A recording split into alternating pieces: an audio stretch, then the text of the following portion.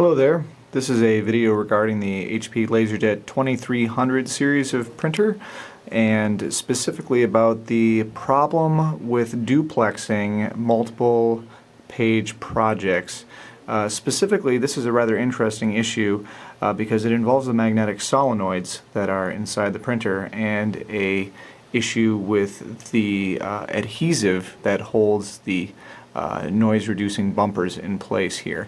Now, I'm not going to necessarily talk about how to get the printer to this state. There are plenty of guides available online for that, but this is just to talk about how to fix the issue with duplexing and jamming problems. So, what I want to point out here is that this printer is probably at least 5 or 6 years old. I don't know the exact date, and it was brought into us because it was jamming. Basically, these solenoids here help hold the gears in place. Sorry if that's a little bit blurry there. I'll try to back it out a little bit. Anyway, so these gears get held back and forth by these solenoids, which are little magnets down here. Now, originally, when HP sells these, there's a little tiny bumper that basically prevents that noise there. But over the years, that bumper gets worn down, and then all that's left stuck on the metal is just the adhesive that originally held the bumper in place. And you can already probably tell where I'm going with this.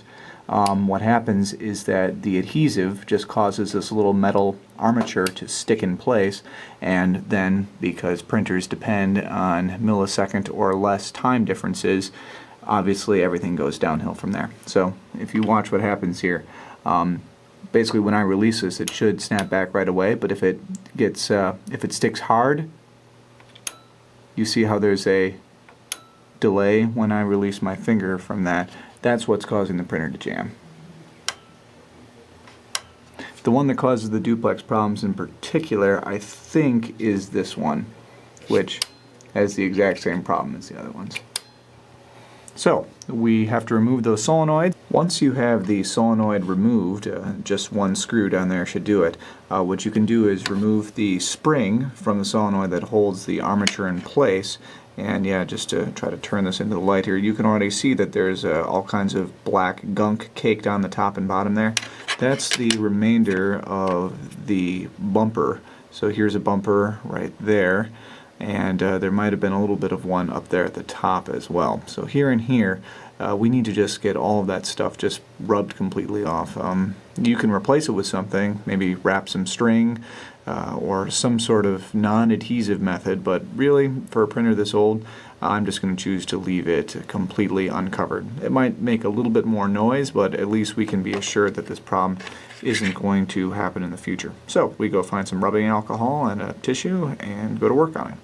So as you can see here, we've removed all of the adhesive from the armature of the solenoid, and we've also taken it off the body of the solenoid. We can see how clean that is right there. No more of that black adhesive. Now, while I was doing this, I looked online, and it seems that, contrary to what I said previously, what we do want to do is actually take some kind of piece of plastic or some sort of magnetic resisting stuff and just stick it back on the place where the adhesive used to be. The reason for that is that a lot of times people just clean that off like I was planning on doing, and they don't replace it, and then there's a problem with residual magnetism from the solenoid. So it fires, it causes the metal to still be slightly magnetic, and then you have the same jamming and timing issues because, once again, all it takes is a microsecond of delay and then the printer will jam. So what I'm going to do is I'm just going to stick a little piece of tape back onto there, and I probably can't do that while I'm holding the camera, so I'll just demonstrate again when it's back. Now, as you can see, that's what it looks like with my little gray piece of electrical tape stuck on there. Now you can go ahead and put the spring and the screw back into the solenoid and hook it back in. Just be very careful when putting the spring back on there, because I would suggest doing it from this angle here, otherwise that spring is going to try to act like a rubber band and shoot off into far corners of your office, which has already happened to me twice now, so just be careful when hooking that back on. Now, even though it doesn't have to be done, I've also removed the tray 1 and tray 2 solenoids as well to prepare to clean them. Yeah, you can see how much crud is on there. Try to zoom in a little bit. Yeah, that brown patch there, that's what is on all the solenoids, and that's what you need to remove because it gets really sticky with use. It doesn't feel as bad as the duplexer one was. But yep, that is the main cause of the sticking issue. So we'll get those cleaned off and hopefully things will work. Once you've taken care of the other two solenoids for tray 1 and tray 2, right before you put it back on, go on and give it a try. You should be able to press on the armature really hard and still not have it stick at all.